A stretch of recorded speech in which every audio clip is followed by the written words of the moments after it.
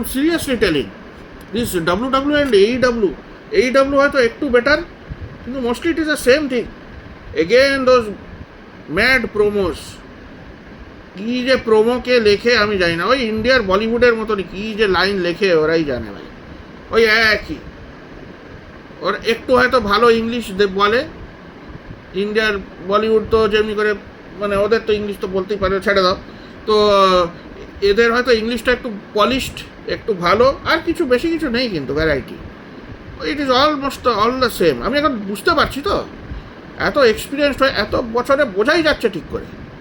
হ্যাঁ, এ ওকে গালাগাল মানে এ ওকে অ্যাবিউজ করলো, ও ওকে কি বললো, I want your title, give me, I want to fight you, এই সব। What is this? Every week it is the same thing. এটা কি হচ্ছে বারবার? আর কে কি শুনতে চায়? Every time some women is coming challenging, she wants her title, আর she wants a tag team, কী যে হয়ে যাচ্ছে, ট্যাগ টিম হচ্ছে, ট্যাগ টিম ম্যাচ হচ্ছে, নাহলে সিঙ্গলস ম্যাচ হচ্ছে, men's also fighting this and that. হ্যাঁ, I want your title, I want this, I want that. মানে মাইন্ডলেস একটা ম্যাচ হয়ে যাচ্ছে, কেউ বুঝতেও পারছে না কী হচ্ছে, কে জিতবে সবাই আগে থেকেই জেনে যাচ্ছে, কেউ তো সবাই জানেই তো কে যেতে, মানে যে তুমিও জানবে। একবার বারবার তুমি 2 সপ্তাহ, তুমি 3-4 সপ্তাহ দেখে দাও, কি 2 মাস 3 মাস দেখতে থাকলে তুমি বুঝে যাবে কে জিতবে বারবার, তুমি নিজেই জানবে। কেন ইন্টারফিয়ারেন্সও হয় ওখানে, বারবার ইন্টারফিয়ারেন্স হতে থাকে। কেউ গ্রুপে থাকলো তাদের ইন্টারফিয়ারেন্স, আর যে একা থাকলো তার তো সে তো কিছুই করতে পারছে না। মানে ডাব্লিউডাব্লিউর এজেন্ডা থাকে, কেউ রেসলারের ওপর ওকে উঠতে দেবে না। ও ভালো হয়তো, ও রেসলিংয়ের অনেক স্কিলস আছে, জাস্ট লাইক এজে স্টাইলস।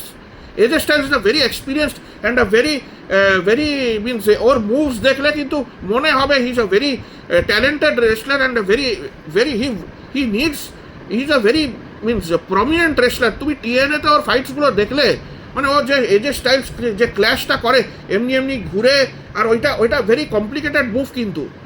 আর আরেকটা রেসলার ছিল কে ক্যানেডিয়ান ডিস্ট্রয়ার করতো। যাই হোক, ওদেরকে কেউ নেবে না, কিন্তু ডাব্লিউডাব্লিউ নেবে না, ভালো রেসলারকে নেবে না। কে কাকে নিয়ে আসে, মাইন্ডলেসকে ভালো রেসলারদের আনে না। আমি বলছি কিন্তু, আমি এতদিন আমি তো দেখছি, আমার ভালো লাগছে না সব। কেন তুমি ওয়াই আর ইউ বায়াসড? আর Randy Orton also, his net worth is remaining the same for years. How come others are going ahead and he is the same? আর সবসময় Brock Lesnar is the beast. Why তুমি ওকে beast বলে দেখাচ্ছ? others are also capable just like him. Bye.